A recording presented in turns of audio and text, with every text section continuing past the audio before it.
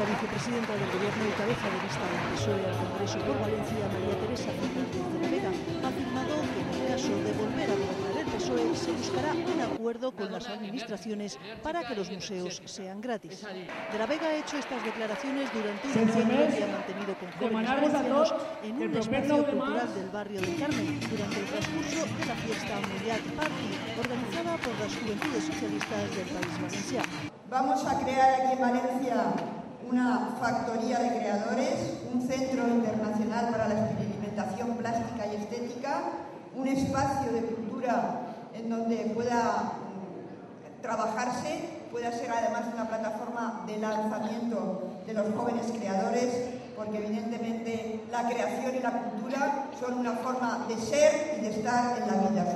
La vicepresidenta del Gobierno, María Teresa Fernández de la Vega, afirmó el segundo durante una mitin que los dirigentes populares se equivocan al anunciar desastres para intentar ganar las elecciones, ya que los únicos que dan miedo son ellos.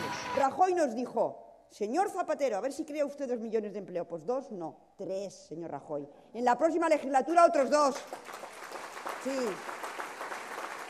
Estamos en condiciones de mejorar. Y no engañamos a la gente. Decimos la verdad. De la Vega pidió el voto para seguir avanzando y mejorando.